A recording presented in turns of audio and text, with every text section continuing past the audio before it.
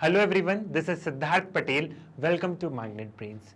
इस लेक्चर में हम डिटर्मिनेंट्स ऑफ फॉरेन पॉलिसी के बारे में बात करेंगे कि कौन कौन से फैक्टर्स होते हैं जो एक स्टेट की फॉरेन पॉलिसी बनने में हेल्प करते हैं, डिटरमाइन करने में हेल्प करते हैं। जैसे कि ज्योग्राफी होता है, ठीक है, कोई भी स्टेट की जो ज्योग्राफिकल कंडीशन होती है वो बताती है कि उस स्टेट की फॉरेन पॉलिसी कैसे होगी। इकोनॉमिक डेवलपमेंट बताता है ना।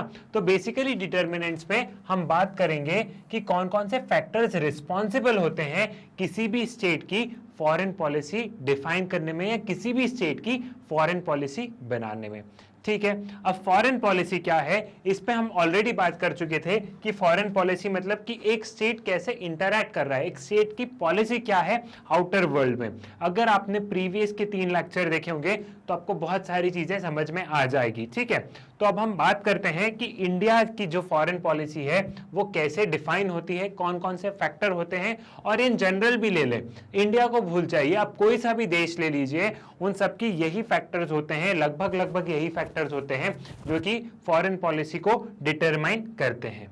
ठीक है, सो foreign policy is never determined by any one factor or set of factors, but it is a result of large number of factors। कोई एक ही फैक्टर फॉरेन पॉलिसी को डिफाइन नहीं करता है, बहुत सारे फैक्टर्स होते हैं। ठीक है, बहुत सारे फैक्टर्स कैसे होते हैं वो अभी आपको समझ में आएंगे। जैसे कोई भी कंट्री की हिस्ट्री बहुत ज्यादा हेल्प करती है। जैसे हमने हिस्ट्री में, हमारी कंट्री में हिस्ट्री में हमने कॉलोनियलिज्म वाला एक वो देखा है, ठीक है, कॉलोनियल एक्सप्लॉयटेशन, इंपीरियलिज्म, ये जो सारी चीजें देखी है ना, इन सारी चीजों से एक बैकग्राउंड हमारे लीडर के मन में बहुत सारी बातें रह गई हैं। तो हमारी फॉरेन पॉलिसी जो होगी ना, उसमें कहीं ना कहीं हमारी हिस्ट्री रिफ्लेक्ट करेगी। ठीक है, ज्योग्राफी रिफ्लेक्ट करेगी, जो हमारी कंट्री की जो लोकेशन है उसके तहत हम देखेंगे कि कैसे इंडिया रिस्पॉन्ड कर रहा है। लाइक यहाँ पे चाइना है, इस साइड पाकिस्तान है, तो इंडिया कैसे रिस्पॉन्ड कर रहा है अपने ज्योग्राफी को लेते हुए। देन इंडिया का इकोनॉमिक डेवलपमेंट या कोई भी कंट्री का इकोनॉमिक डेवलपमेंट। आज यूएस हेजेमनी इतनी, हम यूएस की इतनी बात करते हैं कि बहुत पावरफुल नेशन है, कभी भी यहाँ सैंक्शंस लगा दो, कुछ कर दो, तो वो उसकी फॉरेन पॉलिसी में इकोनॉमिक डेवलपमेंट का बहुत बड़ा रोल होता है। Then domestic and social structure, उस कंट्री में डोमेस्टिकली चीजें कैसी है, डेमोक्रेसी है नहीं है, स्टेट्स के साथ में मतलब सेंटर स्टेट रिलेशन है या नहीं है, कंट्री फेडरल है या नहीं है ना। या तो कुछ कंट्री में ऐसा होता है ना कि सिर्फ एक ही गवर्नमेंट होती है, कुछ कंट्री में ऐसा होता है एक यूनियन गवर्नमेंट होती है एंड देन कुछ स्टेट गवर्नमेंट भी होती है। तो कंट्री का एक स्ट्रक्चर भी बहुत ज्यादा हेल्पफुल होता है फॉरेन पॉलिसी को डिटरमाइन करने में। देन इंटरनेशनल इन्वायरमेंट, पूरा इंटरनेशनल सिनेरियो कैसा चल रहा है, पूरा इन्वायरमेंट देखना पड़ता है। अच्छा, यूएसए और चाइना के बीच में ट्रेड वार वाली सिचुएशन है, तो इंडिया को कैसे फायदा मिल सकता है। सो बहुत सारी चीजें डिफाइन होती है। एक कंट्री की फॉरेन पॉलिसी चेंज होती रहती है। कुछ फैक्टर ऐसे होते हैं जो हमेशा स्टैटिक होते हैं और कुछ फैक्टर्स ऐसे होते हैं जो हम समय के अनुसार हम उसे चेंज करते आते हैं। ठीक है, ये भी आपको पता है कि कोई भी कंट्री की फॉरेन पॉलिसी, जब भी फॉरेन पॉलिसी बनती है तो क्या ध्यान रखा जाता है। सबसे पहले हम जो कोई चीज ध्यान रखते हैं वो होता है नेशनल इंटरेस्ट। नेशनल इंटरेस्ट के बारे में हम बात कर चुके थे कि नेशनल इंटरेस्ट एक बहुत बड़ा रोल प्ले करता है किसी भी कंट्री की फॉरेन पॉलिसी को डिटरमाइन करने में। क्लियर है। अब एक एक करके इन सभी फैक्टर्स को हम समझते हैं कि एक एक करके ये फैक्टर्स कैसे इन्फ्लुएंस करते हैं किसी भी कंट्री के फॉरेन पॉलिसी को इन्फ्लुएंस करने के लिए, एंड पर्टिकुलरली इंडिया की फॉरेन पॉलिसी को किस तरीके से ये फैक्टर डिटरमाइन करते हैं। तो सबसे पहले हम बात करते हैं ज्योग्राफी की। नेपोलियन कहते हैं any country's foreign policy is determined by its geography. Nicholas Spykman कहते हैं minister come and go, even dictators जाए, but mountain range stand unperturbed. मतलब कि मिनिस्टर आएंगे चले जाएंगे, डिक्टेटर चले जाएंगे, सरकार आएगी सरकार चली जाएगी, लेकिन जो कंट्री की जो ज्योग्राफिकल लोकेशन है वो वहीं पे रहेगी, किसी की भी सरकार हो। लेकिन जो हमें इंडिया को जो ज्योग्राफिकल कंडीशंस की वजह से जो आज प्रॉब्लम फेस करनी पड़ रही है वो किसी की भी सरकार हो वो हमेशा फेस करनी पड़ेगी।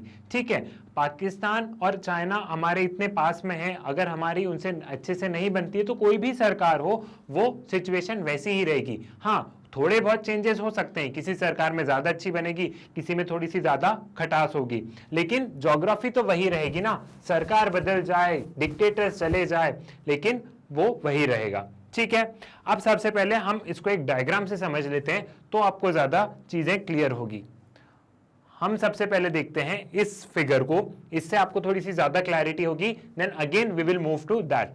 अब देखो कि यहाँ पे ये इंडिया है और ये नेपाल, ठीक है। नेपाल एक बफर स्टेट है, जो दो बड़ी कंट्रीज होती है उनके बीच का जो स्टेट होता है, ठीक है, उनके उसको हम बोलते हैं बफर स्टेट, ठीक है। ये एक लैंडलॉक स्टेट है नेपाल और भूटान दोनों।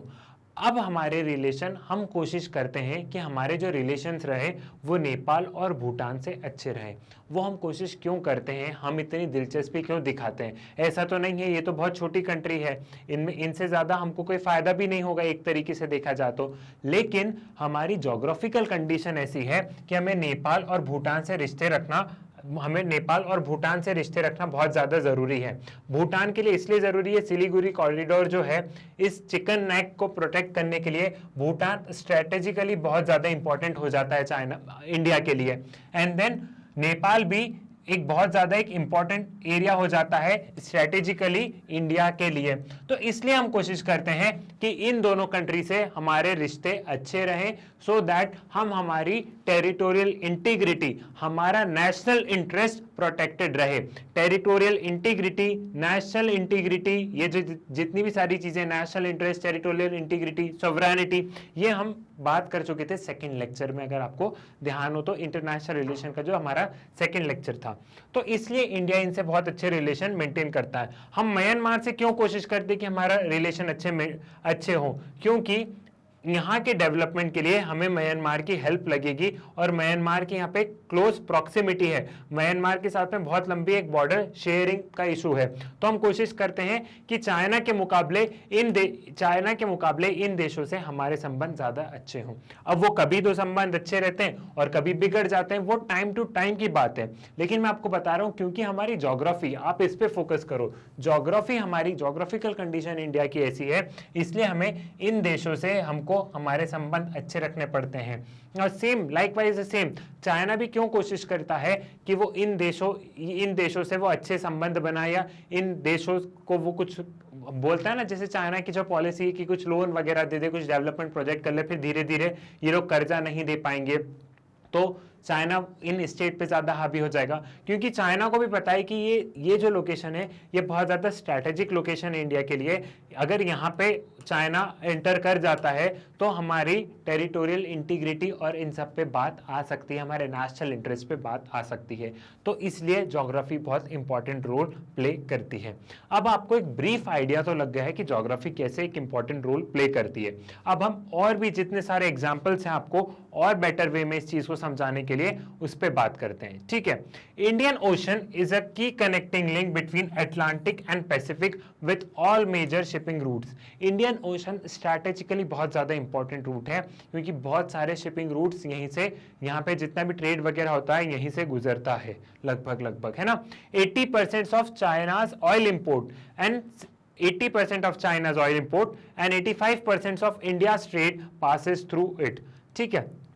चाइना का जो ऑयल इंपोर्ट होता है वो यहीं से पास होके निकलेगा। अगर आप इस मैप को ध्यान से देखेंगे तो चाइना का जो ऑयल इंपोर्ट है वो ऐसे ही पास होके निकलेगा ना, यहीं से निकलेगा, इंडियन ओशन से ही निकलेगा वो। तो चाइना का लगभग ट्रेड अब यहीं से हो रहा है, तो चाइना के लिए ये स्ट्रैटेजिकली बहुत इंपॉर्टेंट हो जाता है। अब इसी में आप लोग फिट कर दो जो चाइना की जो थ्योरी है, कौन सी है, स्ट्रिंग ऑफ पर्ल्स। इसको भी हम पढ़ेंगे जब हम इंडिया चाइना रिलेशन पढ़ेंगे, तब स्ट्रिंग ऑफ पर्ल्स।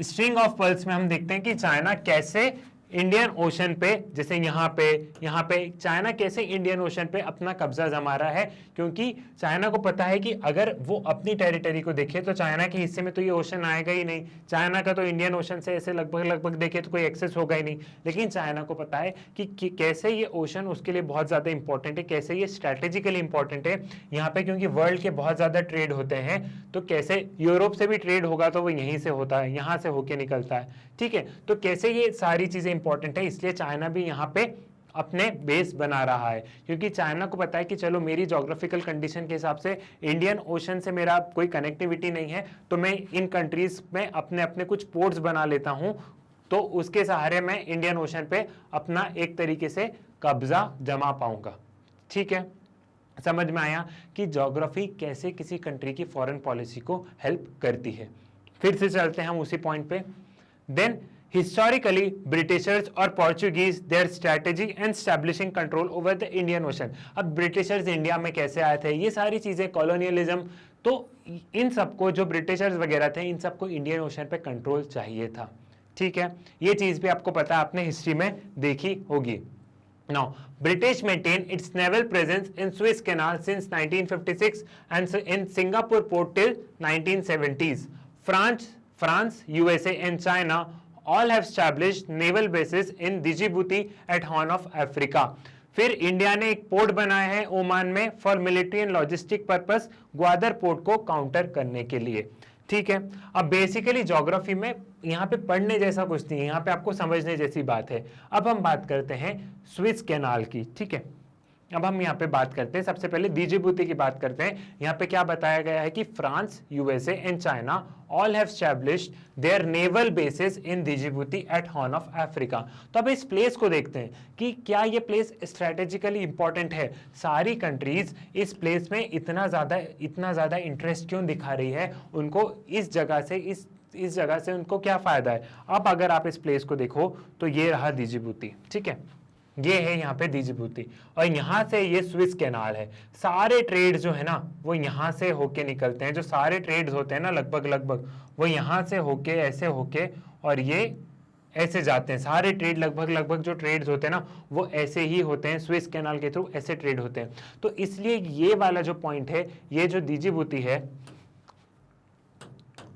ये वाला जो पॉइंट है, ये बहुत ज्यादा स्ट्रैटेजिकली इंपॉर्टेंट हो जाता है। इसलिए चाहे यूएसए हो, चाहे फ्रांस हो, चाहे चाइना हो, उन्होंने यहाँ पे अपना नेवल बेस मेंटेन करके रखा है। अगेन, अब हमने क्या देखा था कि स्विस कैनाल पे ब्रिटेन ने 1956 तक अपना कब्जा नहीं छोड़ा था।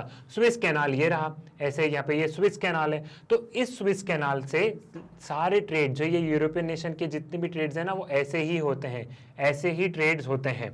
इसका सबसे अच्छा एग्जाम्पल आप यहाँ पे देखिए, देखो ये यहाँ पे रहा डिजिबूती, यहाँ पे सॉरी, एंड यहाँ से ये सारे ट्रेड ऐसे होते ये देखो, ये सारे ट्रेड ऐसे ही होते हैं ये। तो इसलिए ये वाला जो लोकेशन है, ये जो डिजिबूती है एंड यहाँ से जो स्विस कैनाल है, ये बहुत ही ज्यादा स्ट्रेटेजिकली इंपॉर्टेंट हो जाता है। और इसलिए सारी कंट्रीज अपना नेवल बेस, वो सारी कंट्रीज है जो पावरफुल कंट्रीज है, वो यहाँ पे अपना नेवल बेस चाह रही है। क्लियर है। अब एक और चीज देखो, यहाँ पे स्ट्रेट ऑफ मलक्का है, दूसरा जो इंपॉर्टेंट पॉइंट है, जो दूसरा जो चोक पॉइंट है वो ये रहा स्ट्रेट ऑफ मलक्का। यहाँ पे हम देखते हैं कि ये जो यहाँ से जो ट्रेड होता है वो ऐसे होता है, ये चोक पॉइंट है, यहाँ ये एक टर्निंग पॉइंट है, ये जो सिंगापुर की हमने बात की थी। तो ये वाला भी एक बहुत ज्यादा एक स्ट्रैटेजिक लोकेशन है।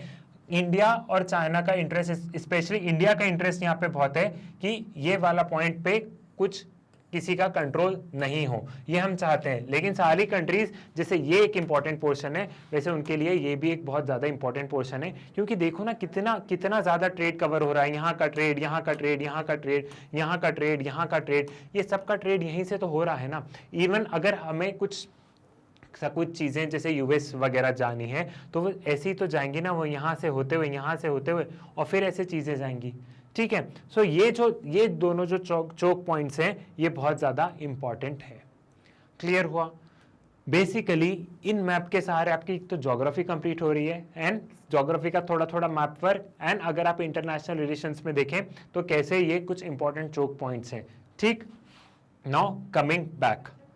ठीक है, ये इसी चीज को बहुत ध्यान से बताया गया है कि देखो ये रहा स्विस कैनाल और ये रहा डिजिबूती, और कैसे यहाँ पे ट्रेड हो रहा है। ठीक है, स्विस कैनाल एक बार फिर से देख लेते हैं, ऑल्दो मैंने बता दिया आपको। ये रहा स्विस कैनाल और ये रहा डिजिबूती, और यहाँ से ये इंडिया के टुवर्ड्स हमारा ये ट्रेड होता हुआ। ठीक है, इंडिया के टुवर्ड्स, और इन सारी कंट्रीज का भी ट्रेड यहीं से होगा ना, क्योंकि एक शॉर्टेस्ट रूट है। क्लियर है, इसलिए ये वाला पॉइंट बहुत ज्यादा इंपॉर्टेंट हो जाता है। ठीक है, इतनी चीज आपको समझ में आई। अब देखो, चाइना ने बनाया ग्वादर पोर्ट, पाकिस्तान में है ग्वादर पोर्ट, इसको आप मैप में सर्च करेंगे आज। अब ये जो ग्वादर पोर्ट बना, तो हमको इसको काउंटर करना था, इंडिया को इसको काउंटर करना था, ठीक है। तो काउंटर करने के लिए हमने यहाँ ओमान में हमारा एक पोर्ट एक काउंटर करने के लिए यहाँ पे ओमान में हमारा पोर्ट बनाया।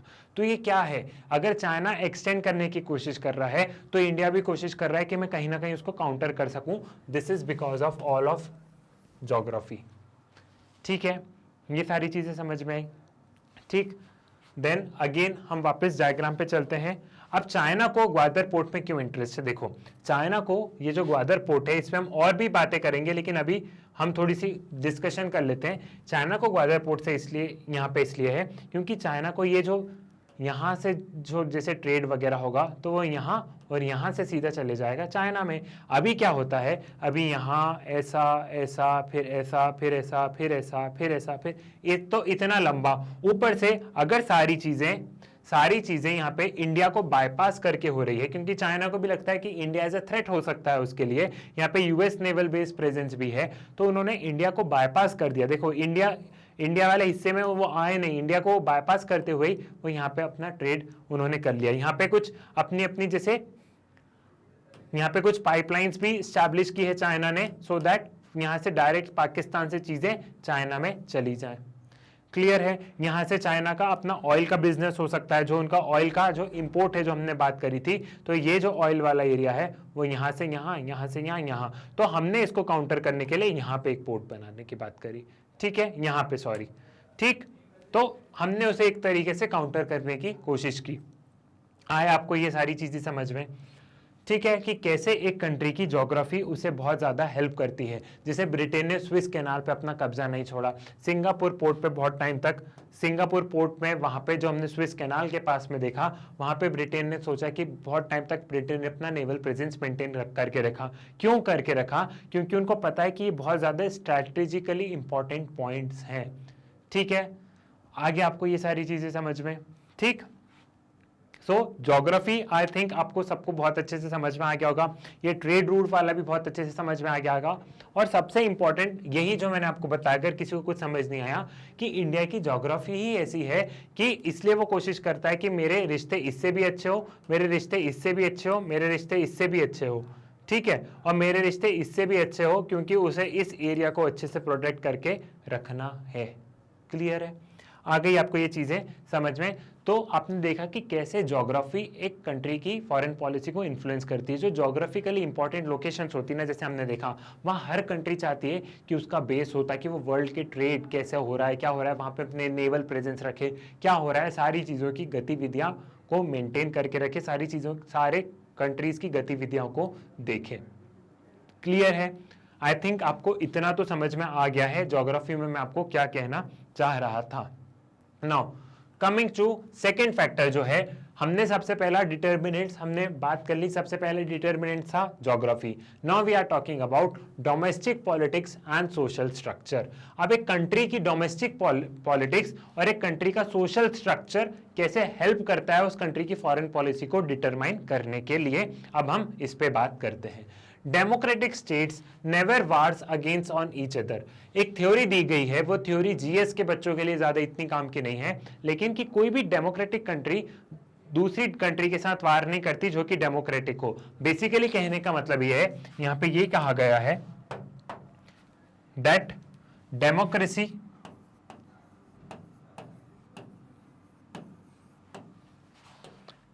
Democracy will never wage a war against democracy या डेमोक्रेटिक कंट्री या डेमोक्रेटिक कंट्री, ठीक है। कोई भी डेमोक्रेटिक कंट्री दूसरी डेमोक्रेटिक कंट्री के साथ में वार नहीं करती है। यूजुअली हमने देखा है कि वार वहां पे होता है जैसे एक कंट्री हो गई डेमोक्रेटिक और दूसरी कंट्री हो गई डिक्टेटरशिप, या यहां पे डेमोक्रेसी नहीं है, मिलिट्री रूल है, या यहां पे मिलिट्री रूल है तो वार हो रहा है, ये सारी सिचुएशन हम देखते हैं। यूजली ये देखा गया है कि दो डेमोक्रेटिक कंट्री वार के लिए कभी नहीं गई है। जो भी कंट्रीज में वार हो रहा है, अभी जो कॉन्फ्लिक्ट है इवन जो हम देख रहे हैं, वो एक डिक्टेटरशिप और डेमोक्रेटिक कंट्री या मिलिट्री रूल या डेमोक्रेटिक कंट्री के बीच में हो रहा है। अब इसका एक एग्जाम्पल देखते हैं कि इस थ्योरी को हम कैसे आगे देखेंगे। एग्जाम्पल के लिए सबसे अच्छा यही है, पाकिस्तान में मिलिट्री बेस है, ठीक है। पाकिस्तान में हमको समझ नहीं आता वहां सरकार क्या है। वो बोलते डेमोक्रेसी है लेकिन डेमोक्रेसी है नहीं। वहां पे पावर आधी से ज्यादा मिलिट्री के पास में चली जाती है। वहां पे एक स्टेबल गवर्नमेंट हम नहीं देख पाते। कभी सरकार के पास में पावर आ जाती है, फिर पता नहीं कभी कभी अपने आप ही मिलिट्री के पास ज्यादा पावर चली जाती है। तो कुल मिला के कंक्लूजन तो ये है ना कि यहाँ पे एक स्टेबल गवर्नमेंट नहीं है, यहाँ पे एक डेमोक्रेटिक गवर्नमेंट तो नहीं है, क्योंकि यहाँ पे मिलिट्री के पास में ज्यादा पावर है, ठीक।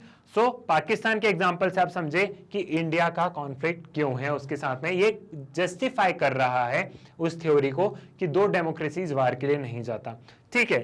चाइना के साथ भी हमारा कॉन्फ्लिक्ट अब आपको समझ में आ गया होगा, क्योंकि यहां डेमोक्रेसी तो नहीं है, ठीक है, यहां डेमोक्रेसी नहीं है।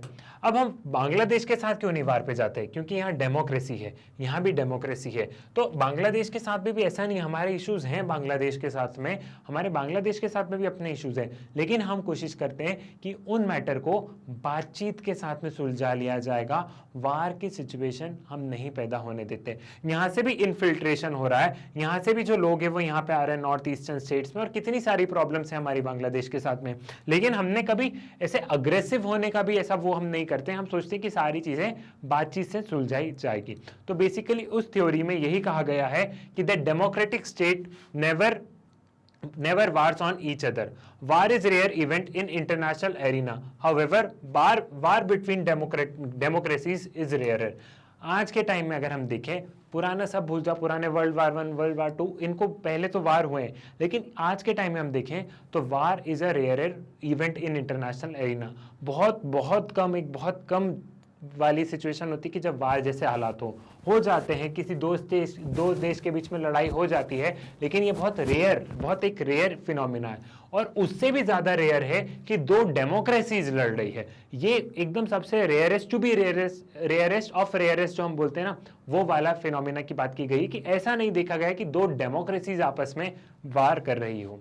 अब ऐसा क्यों है? अब आपने बोला कि ठीक है सर, आपने हमको समझा दिया कि दो डेमोक्रेसीज वार के लिए नहीं जा सकती, लेकिन इसके पीछे का रीजन क्या है? हमें रीजन भी तो पता होना चाहिए। उसके पीछे का रीजन है the explanation for above mentioned point are.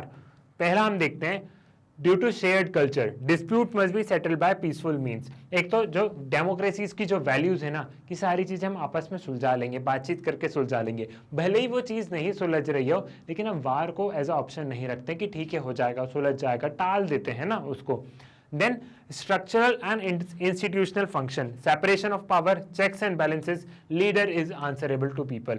अब मिलिट्री अगर जैसे वार घोषित कर दे पाकिस्तान में कि चलो इंडिया के खिलाफ वार है, ठीक है, एक सिचुएशन बनाते हैं, तो वहां पे मिलिट्री ऐसे लोगों के मन में बोल देगी कि बहुत ज्यादा वार की सिचुएशन है, इंडिया हमारा दुश्मन है, और दो कंट्रीज के बीच में वार हो जाता है, और मिलिट्री एक तरीके से सिटीजन्स के टुवर्ड्स रिस्पॉन्सिबल नहीं है, ठीक है। मिलिट्री सिटीजन्स के टुवर्ड रिस्पॉन्सिबल है क्या? नहीं है। लेकिन जो लीडर चुन के आएगा, ठीक है, जो लीडर चुन के आएगा वो तो रिस्पॉन्सिबल है ना। मिलिट्री ऐसे रिस्पॉन्सिबल है कि वो कंट्री की टेरिटोरियल इंटीग्रिटी और उन सारी चीज़ों को प्रोटेक्ट करती है, नो डाउट, लेकिन मिलिट्री को ऐसे लोगों के बीच में जाके जवाब नहीं देना होता ना। लेकिन जो ये लीडर आएगा, जो डेमोक्रेसी में जो लीडर इलेक्ट होता है, उससे सवाल पूछे जाते हैं, चेक्स एंड बैलेंसेस होता है, उसे पार्लियामेंट में जवाब देना पड़ता है, उसे जुडिशरी में जवाब देना पड़ता है, उसे लोगों के बीच में जवाब देना पड़ता है। और वार ऐसा नहीं है, वार कोई गेम तो नहीं है ना, वार एक कोई छोटी मोटी चीज थोड़ी ना है, वार एक बहुत बड़ी चीज है। तो वार जैसी हालत में सोचो उस लीडर के ऊपर कितना प्रेशर होगा। इसलिए कहा जाता है कि डेमोक्रेसीज में, दो डेमोक्रेसीज में वार होना एक थोड़ा सा डिफिकल्ट सिचुएशन है, क्योंकि दोनों कंट्रीज में इतने सारे चेक्स एंड बैलेंसेस हैं, हमारे वैल्यूज एक हैं, तो वार नहीं होता है। हम पीसफुल मीन से, हम बातचीत करके उन सारे सॉल्यूशंस को ढूंढ लेते हैं। क्लियर है? ये वाला पॉइंट भी आपको समझ में आ गया। Then federalism and Indian foreign policy. अब हम बात करते हैं डोमेस्टिक पॉलिटिक्स की, ठीक है। ये जो हमारी हेडिंग जो मेंशन है डोमेस्टिक पॉलिटिक्स, अब हम इस पे बात करते हैं कि डोमेस्टिक पॉलिटिक्स मतलब क्या है। तो अगर हम इसको तीन उसमें बांटें, सबसे पहले हम देखते हैं कि सिर्फ कांग्रेस ही कांग्रेस थी, देश आजाद हुआ तो ये आपको भी पता था, सिर्फ एक ही पॉलिटिकल पार्टी थी, सेंटर स्टेट कहीं देख लो सब दूर कांग्रेस कांग्रेस, जहां तक नजर जाए कांग्रेस ही कांग्रेस थी। तो हमने देखा dominance of single political party. तो जब सिंगल पॉलिटिकल पार्टी थी तब स्टेट का कोई रोल होगा फॉरेन पॉलिसी में? बिल्कुल नहीं होगा, क्योंकि जो हाई कमान ने, जो सेंट्रल गवर्नमेंट की कांग्रेस ने कह दिया वो इन्होंने मान लिया, क्योंकि पूरी पॉलिटिकल पार्टी एक है। ठीक है, फिर हम बाद में आते हैं, इंदिरा गांधी के एरा में आते हैं, तो वहां पे हम देखते हैं कि अपोजिशन था, तो थोड़ा बहुत अपोजिशन आ तो गया था, लेकिन सारी पावर सेंटर के पास में थी। ठीक है, सेंट्रलाइजेशन था पावर का, तब भी स्टेट्स का इतना ज्यादा से नहीं था। उस टाइम पे भी जो स्टेट्स थे उनका फॉरेन पॉलिसी में इतना ज्यादा रोल नहीं था। ठीक है, स्टेट का कोई इतना रोल नहीं था, सब सेंट्रल गवर्नमेंट का हाथ था फॉरेन पॉलिसी को डिटरमाइन करने का। लेकिन 90s के बाद में देखते हैं, ठीक है, आफ्टर 1990s अगर हम देखें तो ये चीजें यहाँ पे बदली है। चीजें कैसे बदली है? Coalition politics and role of regional party and role of states in influencing India's foreign policy. ठीक है, कोएलिशन पॉलिटिक्स की वजह से, रीजनल पार्टीज की वजह से, और कैसे कोएलिशन पॉलिटिक्स ने फॉरेन पॉलिसी को इफेक्ट किया है, ये सारी चीजें अब हम समझेंगे। तो अब ये देखो, डोमेस्टिक पॉलिटिक्स जैसे अगर हम देखें, partners like DMK and AIADMK Tamil Nadu have strongly influenced UNHRC resolution against human right abuses by Sri Lankan army against LTT in 2003। अब बेसिकली आप अगर वापस हम इस चार्ट पे आए तो देखो, जब रीजनल पॉलिटिकल पार्टीज होती ना, जैसे मान लो कि कोई कोएलिशन सरकार बनी है, ठीक है, जब कोएलिशन सरकार होगी, जब रीजनल पार्टी के पास में ज़्यादा से होगा, तो जैसे तमिलनाडु में जो तमिल्स हैं, तो कुछ तमिल श्रीलंका में भी है। ठीक है, अब वहाँ पे दो कम्युनिटीज़ है, एक सिन्हलास एंड एक जो तमिल वाली कम्युनिटीज़ है, एक ये वाली कम्युनिटी है। तो एक तरीके से वहां पे देखो तो तमिल्स के खिलाफ कुछ एट्रोसिटीज हो रही थी, वो लोग कुछ प्रोटेस्ट वगैरह कर रहे थे। तो वहां पे जो प्रोटेस्ट वगैरह चल रहा है श्रीलंका में, जो तमिल्स के खिलाफ जो तमिल्स के खिलाफ वहां पे एट्रोसिटीज हो रही है, जो वहां पे उनके साथ भेदभाव हुआ, तो वो कहीं ना कहीं तमिलनाडु की पॉलिटिक्स पे इफेक्ट करेगा। और वो तमिलनाडु की पॉलिटिक्स पे उसने अगर कहीं ना कहीं इफेक्ट किया है, देन वो सेंट्रल गवर्नमेंट की पॉलिटिक्स पे भी इफेक्ट करेगा। अगर तमिलनाडु की जो पॉलिटिकल पार्टीज हैं, दैट इज तमिलनाडु की जो दो मेन पॉलिटिकल पार्टी हैं, AIA DMK, अब ये सेंट्रल गवर्नमेंट पे भी तो इन्फ्लुएंस करेगा ना। अगर मान लो कोएलिशन से सरकार बनी है, तो ये तो सेंट्रल गवर्नमेंट से बोलेंगे कि आप इनके खिलाफ एक रेजोल्यूशन पास करवाओ। जब वो ह्यूमन राइट्स अब्यूजेस में जब रेजोल्यूशन पास हो गई यूनाइटेड नेशंस वगैरह में, तब हमें इंडिया श्रीलंका के खिलाफ बोलेगा। तो एक तरीके से देखें तो ये एक रीजनल पॉलिटिकल पार्टी थी, इनका तमिलनाडु में जो भी इनका अपना बेस था, इसकी वजह से हमारे श्रीलंका के साथ में रिश्ते बिगड़े। श्रीलंका के साथ में रिश्ते में मतलब नोकझोंक कह सकते हैं, नोकझोंक आई जब इंडिया ने वो रेजोल्यूशन पे सपोर्ट किया। ठीक है, जब इंडिया ने उस रेजोल्यूशन को पास किया। तो ये एक छोटा सा एग्जाम्पल है। अब श्रीलंका में क्या हुआ क्या नहीं हुआ, अभी उसकी डिबेट में हम जब श्रीलंका के रिलेशन पढ़ेंगे तब हम उसमें जाएंगे। लेकिन मैं अभी आपको एक एग्जाम्पल दे रहा हूं कि कैसे एक रीजनल पॉलिटिकल पार्टीज, जो रीजनल पार्टीज हैं, कैसे वो फॉरेन पॉलिसी को इन्फ्लुएंस करती है। अभी तक हमने सिर्फ इतना देखा था कि फॉरेन पॉलिसी जो है वो सेंट्रल गवर्नमेंट का मैटर है, लेकिन अगर अभी हम देखें तो ये जो रीजनल पॉलिटिकल पार्टी है, ये कितना ज्यादा इफेक्ट कर रही है सेंट्रल गवर्नमेंट की पॉलिसीज में। क्लियर है, ये वाली चीज भी आपको समझ में आ गई। एक एग्जांपल और लेते हैं। कौन सा एग्जांपल लेंगे? एक एग्जांपल हम और लेंगे, that is Bengal reluctance to agree the Teesta River water sharing agreement has delayed the signing of treaty with considerable significance for India-Bangladesh relations since 2011। अभी एक तेस्ता वाटर रिवर, ठीक है, तेस्ता वाटर रिवर है, ये वेस्ट बंगाल से होते हुए कहाँ जाती है? बांग्लादेश में। अब हम देखते हैं जो इंडिया है, इंडिया में ही वाटर शेयरिंग के कितने डिस्प्यूट है, लाइक कर्नाटका तमिलनाडु में कुछ ना कुछ डिस्प्यूट है कि हम इस नदी का पानी इतना ही देंगे, हम ज्यादा नहीं देंगे। तो ये तो हम स्टेट्स में ही देखते हैं, ये तो सिर्फ इंडिया में हम सिर्फ स्टेट्स में ही देखते हैं। तो यहाँ तो कंट्रीज की बात आ गई। तो ऑल्दो हमने बहुत सारे एग्रीमेंट साइन किए, लेकिन कभी वो इंप्लीमेंट नहीं हो पाया, क्योंकि वहां पे वेस्ट बंगाल जो है वो रिलेक्टेंट है कि हम इतने से ज्यादा पानी हम वहां नहीं जाने देंगे। इसकी भी बात डिटेल में जब होगी, जब हम बांग्लादेश के बारे में पढ़ेंगे। लेकिन आपको अभी ये समझना है कि कैसे डोमेस्टिक पॉलिटिक्स इन्फ्लुएंस कर रही है फॉरेन पॉलिसी को लेके। ठीक है, अब वापस अगर हम हमारे फ्लो चार्ट पे आए तो हमने इसमें 3 एरा देखे थे। नेहरूयन एरा देखा था, इंदिरा गांधी वाला एरा देखा था एंड आफ्टर 90s वाला एरा देखा था। अगर हम प्रेजेंट की बात करें 2014 से बात करें, आफ्टर 2014, क्योंकि अब एक मेजॉरिटी गवर्नमेंट है, ठीक है, इनके पास अपनी पावर है, तो अभी हम फॉरेन पॉलिसी में सेंट्रलाइजेशन तो देखते हैं, वापस हम फॉरेन पॉलिसी में सेंट्रलाइजेशन तो देखते हैं, बट अभी हम थोड़ा सा रीजनल पार्टी का भी रोल देखते हैं, ठीक है। रीजनल पार्टी भी इन्फ्लुएंस अभी भी थोड़ा थोड़ा करती है। वो इसलिए करती, देखो आपकी भले लोकसभा में मेजॉरिटी वगैरह हो, लेकिन राज्यसभा में जब भी जो सेंटर में जो सरकार होगी, सेंट्रल में जो सरकार होगी, उसे राज्यसभा में कोई भी बिल्स वगैरह पास करवाने होंगे, या कई बार तो अमेंडमेंट्स के बिल्स पास करवाने होंगे, जो अमेंडमेंट बिल्स है, कॉन्स्टिट्यूशन अमेंडमेंट बिल्स, उनको पास करवाने होंगे, तो राज्यसभा में लगेगी मेजॉरिटी।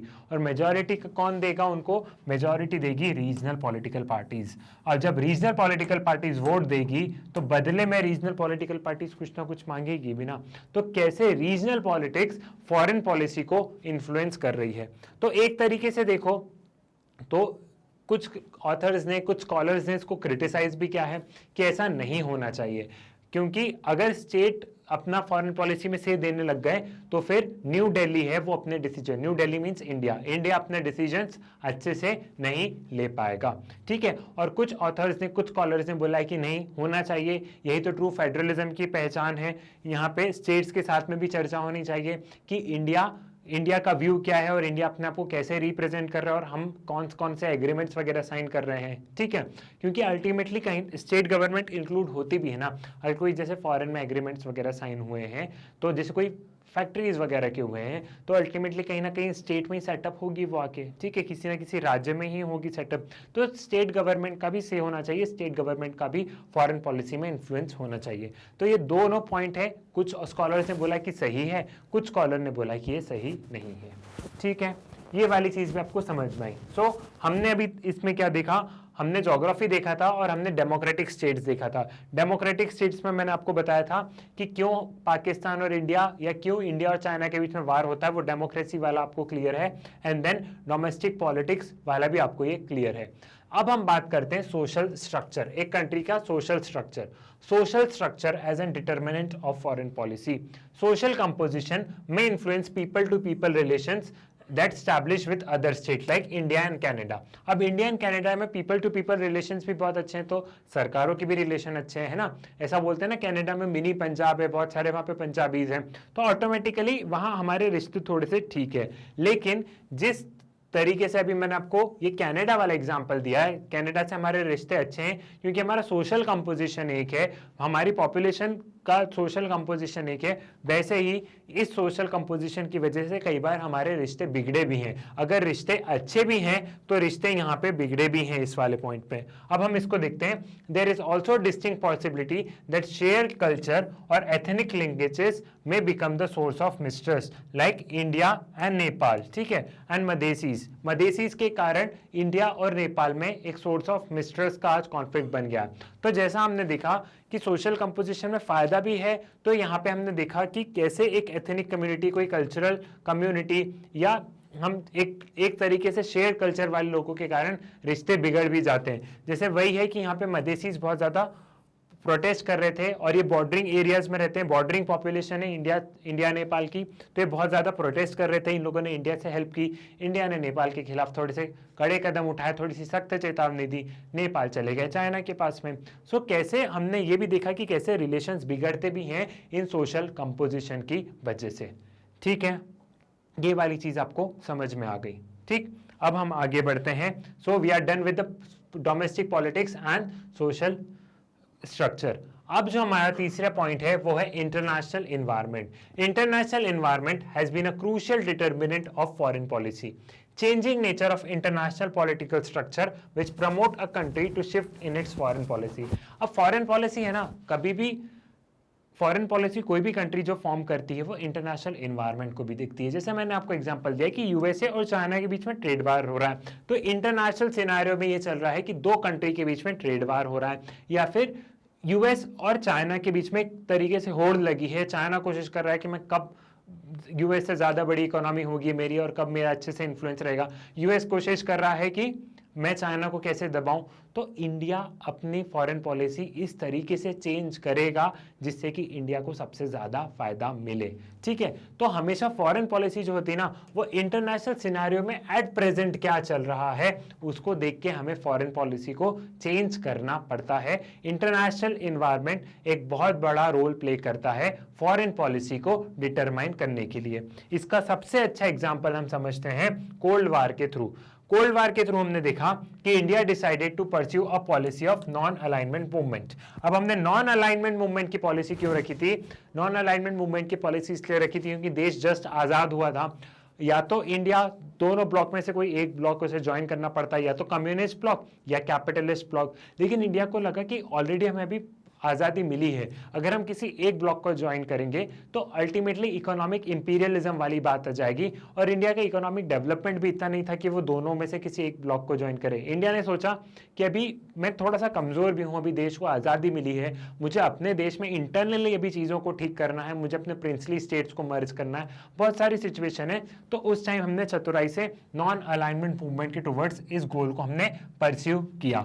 ठीक है, क्योंकि उस समय का इंटरनेशनल इन्वायरमेंट ये बोल रहा था कि दोनों ब्लॉक के साथ मत जुड़ो, कोशिश करो कि दोनों से संबंध अच्छे रहे। देन अगर हम देखें 1960 to 1970 India tilted towards Soviet Union, emerging US, Pakistan, China was a region. लेकिन हम देखते हैं कि 1960s के बाद में थोड़ा सा India USSR that is Soviet union जो कि आज का रशिया है, इंडिया उसके टुवर्ड्स टिल्ट हुआ।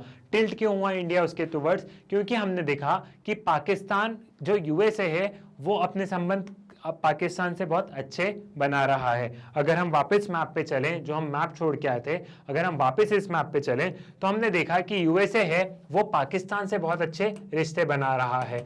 और बीच बीच में अगर आपने कोल्ड वार देखा होगा, या जिसे नहीं भी पता है तो हम जब आगे डिस्कस करेंगे, तो चाइना का भी यूएसए से थोड़ी बहुत बीच में दोस्ती हो गई थी। तो इंडिया ने देखा कि सारी चीजें यूएसए के फेवर में टिल्ट है, और पाकिस्तान को एक तरीके से, पाकिस्तान के पास में इतना वार वगैरह करने के वेपन्स वगैरह कैसे आए, इतने जो हमारे वार हुए थे, तो कहीं ना कहीं उसको यूएसए ने भी सपोर्ट किया है। तो इंडिया फिर सोवियत यूनियन के टुवर्ड्स टिल्ट हो गया, दैट इज रशिया के टुवर्ड्स टिल्ट हो गया। मैं यहाँ पे रशिया देख रहा हूँ, लेकिन हम सोवियत यूनियन के टुवर्ड्स टिल्ट हुए थे उस टाइम पे। ठीक है, तो इंडिया सोवियत यूनियन के टुवर्ड्स टिल्ट हो गया, सो दैट एक बैलेंस ऑफ पावर मेंटेन रहे। तो उस टाइम पे इंटरनेशनल इन्वायरमेंट ऐसा था कि इंडिया को सोवियत यूनियन के टुवर्ड्स टिल्ट होना पड़ा, क्योंकि वो इंटरनेशनल इन्वायरमेंट ऐसी चीज के लिए हमें मजबूर कर रहा था। ठीक है, देन आफ्टर 1990, अगर हम 1990 के बाद में बात करें, इंडिया टिल्टेड टुवर्ड्स यूएस। ठीक है, fall of USSR, rise of China. अब अगर हम 1990s के बाद में देखें तो 1990s के बाद में क्या हुआ, इंडिया ने अपनी ज्योग्राफिकल पोजीशन का फायदा उठाया। यहाँ पे साथ में ज्योग्राफी भी देखो, यूएसए को लगा पाकिस्तान से कुछ होना नहीं है, टेररिज्म वगैरह है यहाँ पे, उनको जब बाद में समझ में आया। और बड़ा एक इकोनॉमिक बेस कहाँ पे, इंडिया में पॉपुलेशन ज़्यादा है, इंडिया में डेवलपमेंट भी ज़्यादा है, और यूएस का ज़्यादा फायदा यहाँ पे, क्योंकि इंडिया एक बहुत बड़ा मार्केट है।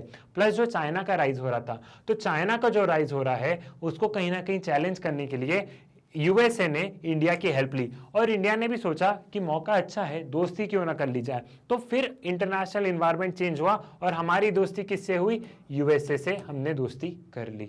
ठीक है, और हमें यह भी लगा उस समय कि अब रशिया है तो पावरफुल, लेकिन इतना पावरफुल नहीं है कंपेरेबल टू यूएसए, तो हम वहां टिल्ट हो गए।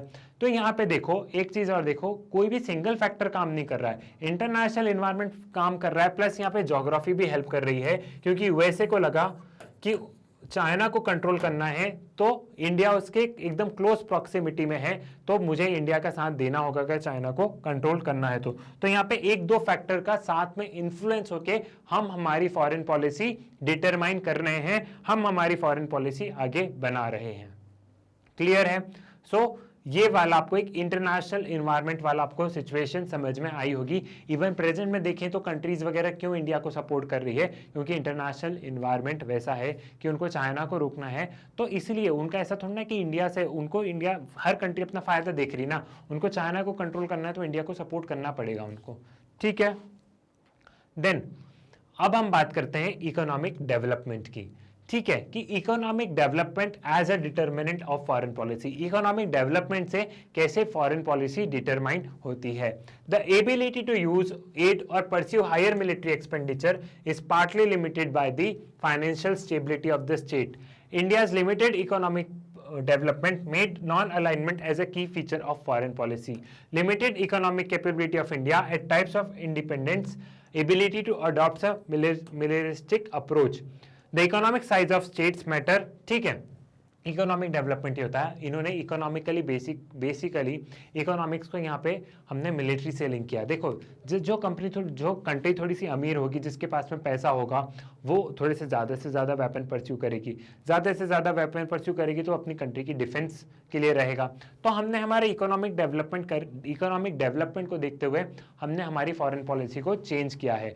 कैसे चेंज किया है? जब इकोनॉमिक डेवलपमेंट इतना ज़्यादा नहीं था तो नॉन अलाइनमेंट की बात करी गई, क्योंकि हमको किसी भी ब्लॉक में नहीं जाना था। इकोनॉमिक डेवलपमेंट बढ़ा तो इंडिया भी आज एक्सपांड कर रहा है, जैसे हमने भी बताया कि हम पोर्ट की बात कर रहे हैं, ऐसा कर देते हैं। हम थोड़ी सी कोशिश कर रहे हैं कि साउथ एशिया में हमारा थोड़ा सा बेस मजबूत हो। तो इकोनॉमिक डेवलपमेंट एक बहुत ज़्यादा मैटर करता है, साइज ऑफ द इकोनॉमी बहुत मैटर करती है।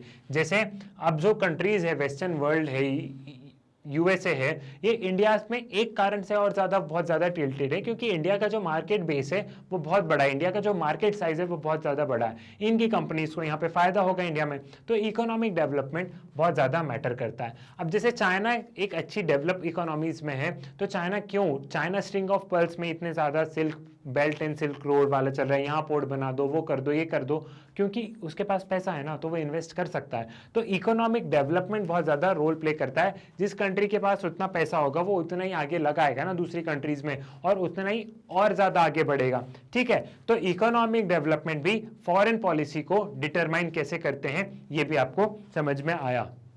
देन अब हम बात करते हैं आज के टाइम में, जैसे वार वाली बात है कि इकोनॉमिक, जिसके पास जितना पैसा होता है वो उतने ज्यादा वेपन्स वगैरह खरीद लेता है। ठीक है, तो लेकिन आज के टाइम में ऐसा कहा जाता है कि वार होना एक सिचुएशन नहीं, मतलब वार होना नामुमकिन जैसी सिचुएशन है, because we are in the age of complex interdependence.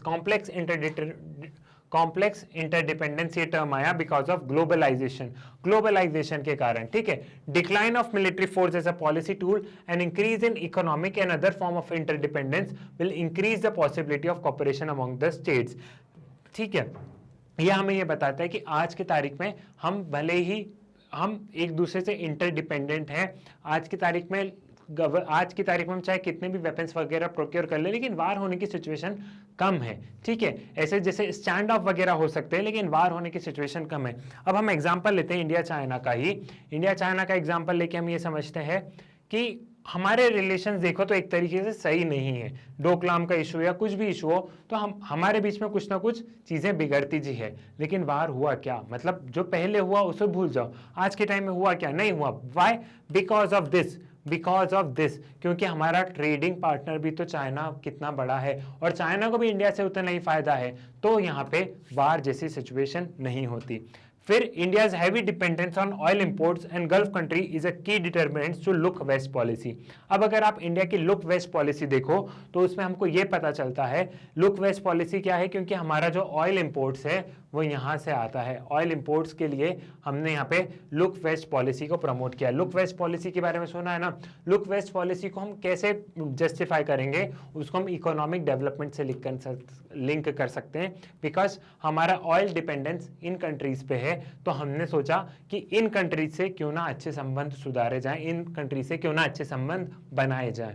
ठीक है, तो इकोनॉमिक डेवलपमेंट भी एक मेजर फैक्टर है किसी भी कंट्री की फॉरेन पॉलिसी को डिटरमाइन करने के लिए। ठीक, so then role of military strength is vital to achieve the objective of foreign policy. ठीक है, मिलिट्री स्ट्रेंथ दो पर्पस के लिए रहता है। मिलिट्री, कोई भी कंट्री ज्यादा से ज्यादा डिफेंस या अपनी मिलिट्री स्ट्रेंथ बढ़ाना क्यों करती है, उसके भी तो कुछ ना कुछ रीजन होंगे। पहला होगा टेरिटोरियल एक्सपेंशन, मुझे अपनी कंट्रीज की बाउंड्रीज फैलाना है, मुझे थोड़ा सा दूसरी कंट्रीज की भी टेरिटरी को अपनी कंट्री का ही पार्ट बनाना है। टेरिटोरियल एक्सपेंशन हो सकता है पहला। दूसरा होता है डिफेंसिव पर्पस। कोई कंट्री ज्यादा से ज्यादा डिफेंस प्रोक्योर इसलिए कर रही है, मिलिट्री स्ट्रेंथ इसलिए बढ़ा रही है क्योंकि उसको दूसरी कंट्री से थ्रेट है, सामने वाली कंट्री से थ्रेट का डर है कि कहीं मेरे पड़ोसी देश के पास में ज्यादा वेपन्स आ गए या उस कंट्री के पास ज्यादा वेपन्स आ गए तो युद्ध की स्थिति में कहीं ऐसा ना हो कि मैं हार जाऊं। तो मिलिट्री स्ट्रेंथ टेरिटोरियल एक्सपांशन या फिर डिफेंसिव पर्पस के लिए होता है।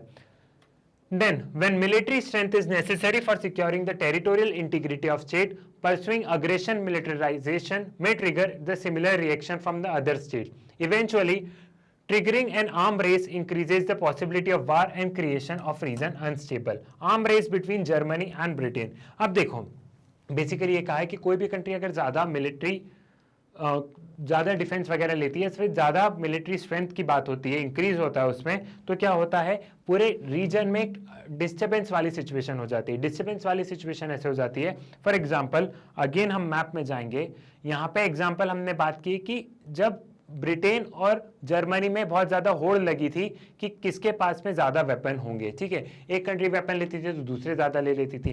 कोल्ड वार के टाइम पे अगर आप देखो तो कोल्ड वार के टाइम पे क्या था कि यूएसए का न्यूक्लियर पावर है तो रशिया बोले कि मेरे पास भी न्यूक्लियर होना, उसने ये मिसाइल खरीदी तो उसने सोचा मेरे पास भी मिसाइल होना, क्योंकि डर है ना, एक तरीके से हमें डर है कि कहीं कोई अटैक ना हो जाए। तो जब स्टेट ज्यादा से ज्यादा वेपन्स भी प्रोक्योर करने लगते हैं तो पूरे रीजन में अनस्टेबिलिटी आ जाती है। सबसे अच्छा एग्जांपल है कोल्ड वार, कितनी ज्यादा अनस्टेबिलिटी आ गई थी, दोनों कंट्रीज वेपन की होड़ में लगे थे, ठीक है।